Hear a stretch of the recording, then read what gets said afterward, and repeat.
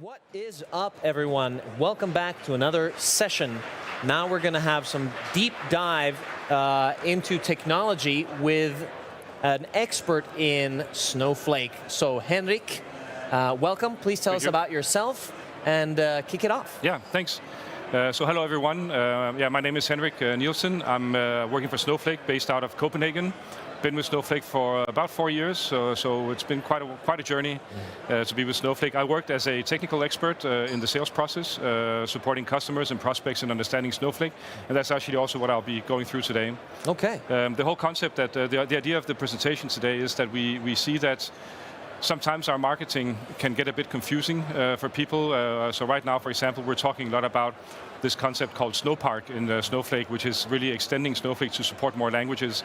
And people kind of lose focus on what Snowflake is. And I would like to actually pull it a bit down today and start with the core of Snowflake and then tell about our story and then what it is that we're doing going forward.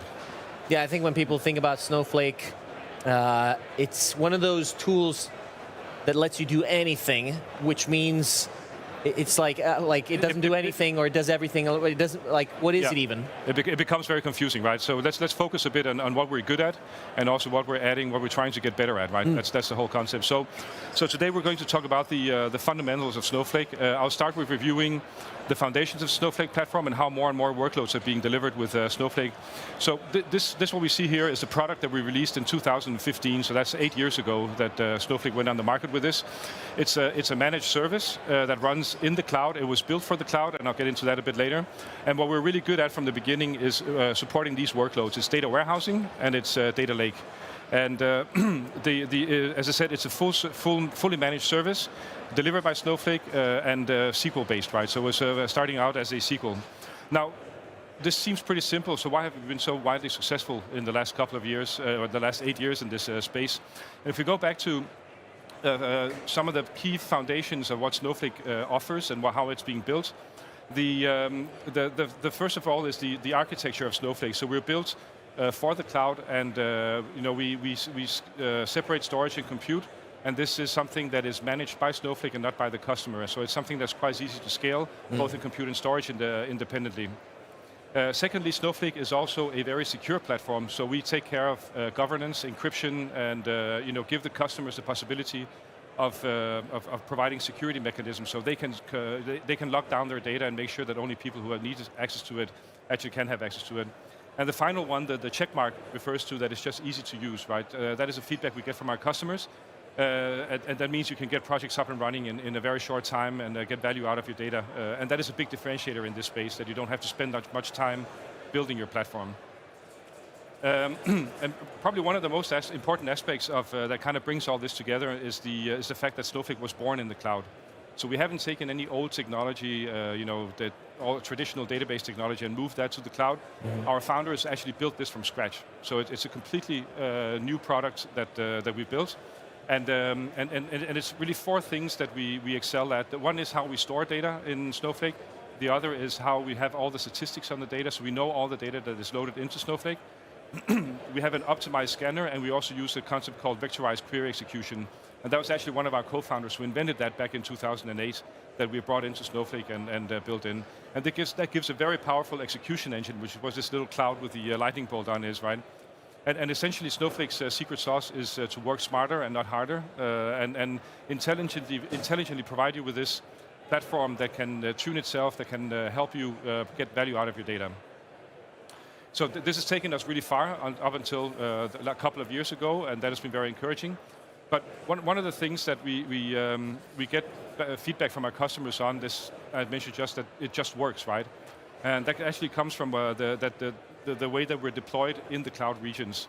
That is this little icon down here where we have, this is actually representing 3 data centers, which means that Snowflake is deployed on 3 data centers actively out of the box. It's not something you as a customer have to worry about setting up. It's just there. And what this gives you is a high degree of concurrency in Snowflake, so many users can work on it at the same time. There's very high availability, right? Because if there's one of the data centers should fall out, we actually fail over automatically to the other sites, right? So the customers don't experience any outages in that sense. So this system here has sort of sensible defaults when it comes to the cloud setup. Does that mean that users can configure some of this stuff? And also even like the database instances, like how fine-grained can you get with the configurability of this sensible setup? So Snowflake, when you start with an environment in Snowflake, it's completely empty, right? You define the compute that you want to work with, the size of it and everything. You can scale it up and scale it down. We have also I mean, it's like working with the traditional databases. Are the compute sort of still, are they Snowflake specific, or are they specific to the cloud platform that you're using? Specific to so we abstract from the cloud provider's compute. We use the cloud provider's compute, but we abstract from it, so that, because we are multi-cloud setup, right? So we run both in Google, AWS, and Azure. Okay.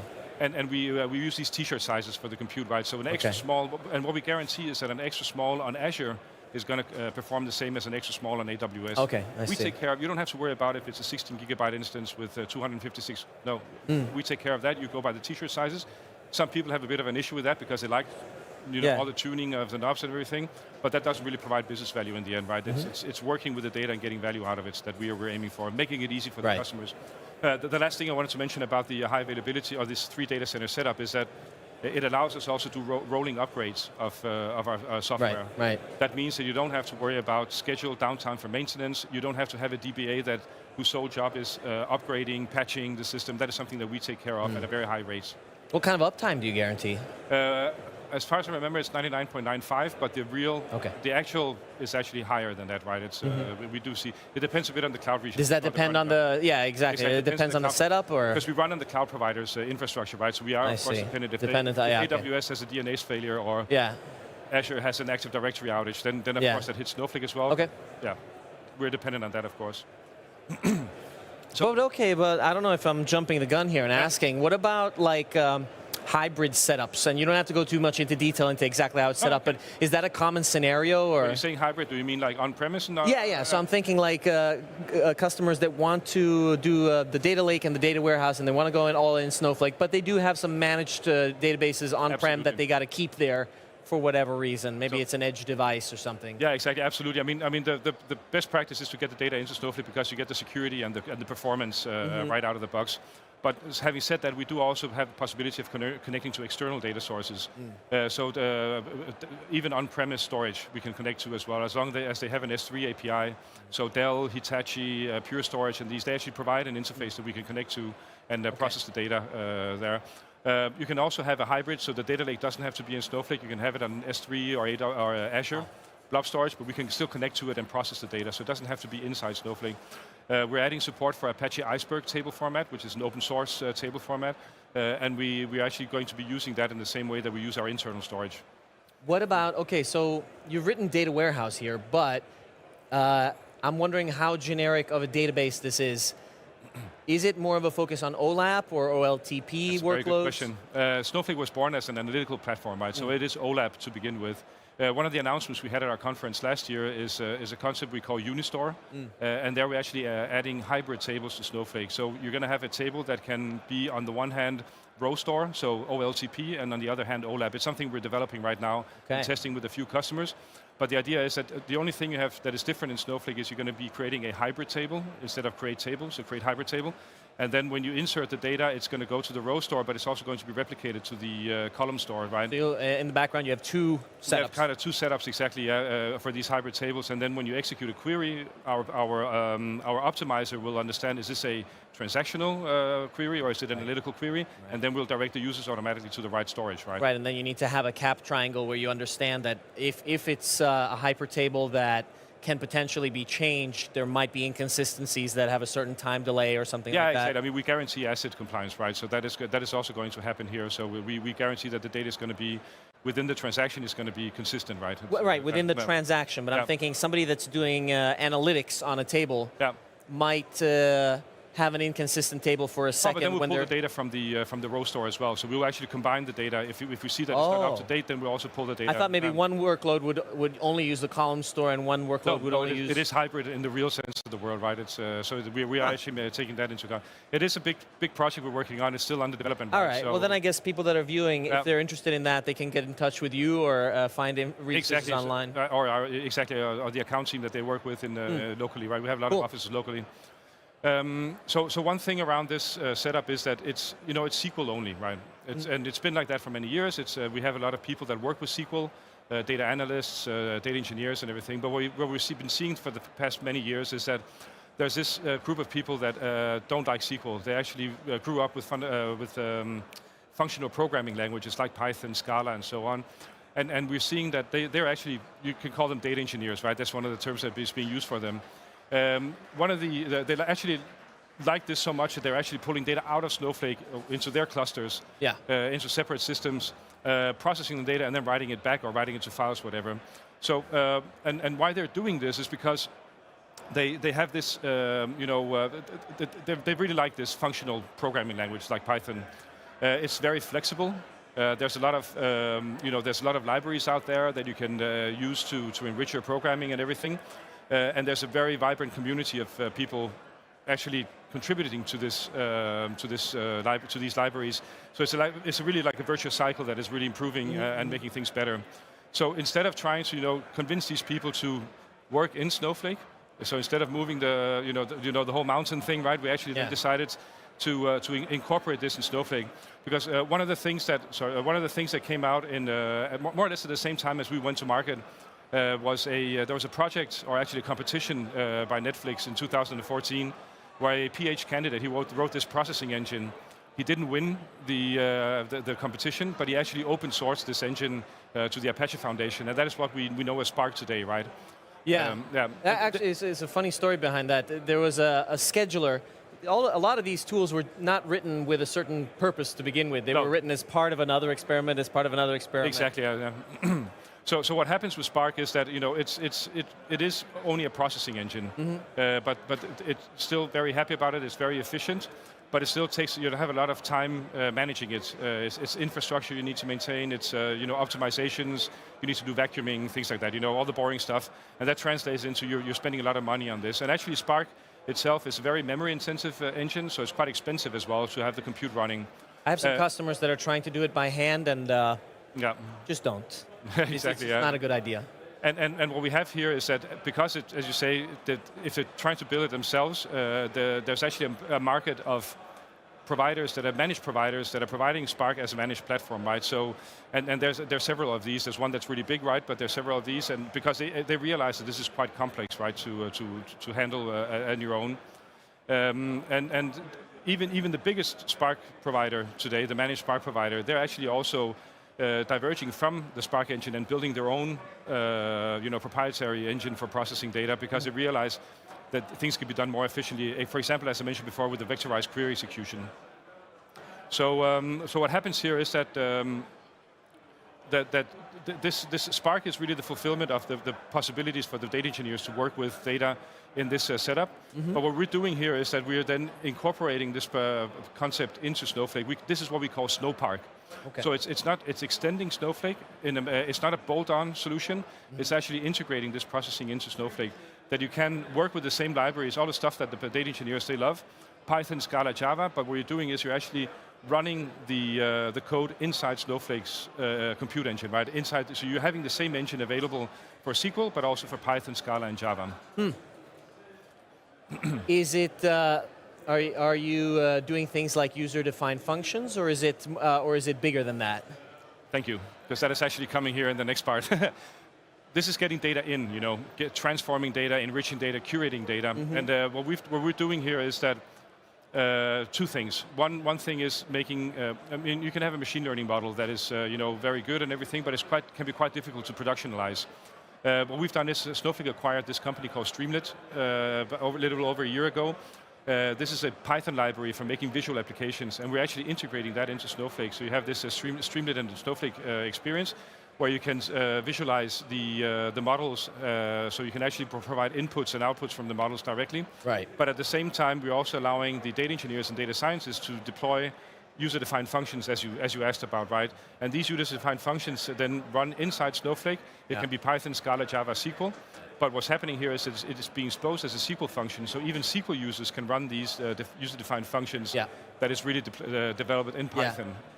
Yeah, I think one of the powerful use cases, especially UDTFs, become super valuable because some algorithms are just nicer to express as an iterative function instead of a functional function like SQL. So exactly. if you want to calculate like a rolling time window Yeah. or something like that, it's just very nice to express in Python. And if a SQL developer can use a Python function on a UDTF, then they can do some cool stuff, whether it's AI and ML or some other kind of analytical processing. Yeah. So this whole concept of both on the data engineering and the data deployment side, that is what we're calling Snowpark, right? So it is this expanding the capabilities. Okay. You can also create functions that call external applications. So for example, a lot of thing that is being talked about right now is large language models, right? Like ChatGPT and everything, OpenAI. You can actually integrate that to Snowflake. You can send, you can request information from these large language models and get the results back into Snowflake and store it together with your other data. It's quite interesting development we're seeing. I see 3 languages here. Yeah. Is that something that's going to stay those 3? Are there any others in the works, or how flexible is this? That's actually something I don't know. Okay. So we are asking, we're getting questions about R and C# and stuff like that. Right. We're going to be integrating that as well. I think the issue with R is that it's not allowed to be used in proprietary engines. That's actually one of the conditions in the license, right? So we cannot incorporate that at the same way we've done with Python, right? Because it's been protected from that. Yeah. C# and things like that, I think it depends on the customer demand, right? Whether now we have the framework for it, so it's really just we can provide these computation engines within our compute clusters, within our engine, that it's a JVM or if it's a Python sandbox that you're running in. Yeah. It shouldn't be that difficult to expand that to run other languages. Well, and then as icing on top of the cake of this whole thing is the possibility of sharing, right? One of the important things in Snowflake is you can share data. Right. So data collaboration, we have a marketplace, public marketplace. And one of the things that we're doing is not only data sharing, but actually also these applications that you're building, these user-defined functions, stored procedures, you're also going to be able to share them. And we already have customers who have built solutions on top of Snowflake that as a Snowflake customer, you go in and click on a store, like a marketplace, and then it's deployed in your environment and you can run it on your data. So that's a huge revenue opportunity, right? So both, I mean, what we're trying to do here is both optimize the bottom line, right, but also the top line, the revenue incomes streams for the companies that we're working with. And I guess that data marketplace is related to the data catalog-like capabilities that are a part of. I would actually say that the Snowflake marketplace is the world's biggest data mesh. Because we are actually doing, we're providing the platform, but our customers are providing the content. Yeah. We're providing it's a bit like YouTube, right? Where you can, YouTube provides the platform, but it's the users that provide the content. Yeah. You can have private channels. You can also have private listings in Snowflake. You can have public channels, and you can even charge for access to these channels, which is also what we're doing. Last question. What about access management? Is that something that's completely integrated and built in, or do people need to add something like Immuta or something like that? We support that. So actually Immuta is a good example. Okta, you can integrate with Okta and Active Directory. So it's really a question whether you want to use Snowflake's role-based access control. We have users and roles and everything. You can integrate that with Active Directory. So you can manage it from there. You can integrate it with Okta. But also you can use, if you have, Immuta is a really good partner of ours, as a good example you bring up.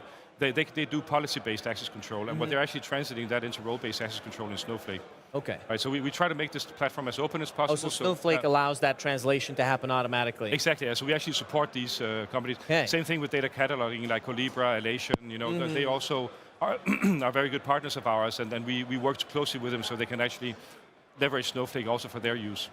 Okay, so people that want to get started with this, now that they're less intimidated because they understand it's just a database, it is, but with all these extra features, what's the best way to get started? Well, it's you can start by yourself, starting up. We have trial accounts, right, that you go in and sign up without a credit card or anything. It gives you a month of usage, $400 of credits that you can start loading. What size T-shirt is that? Sorry? What size T-shirt is that? Oh, you choose that. If you I see. If you run an extra small for an hour, that's going to cost you around $3. Okay.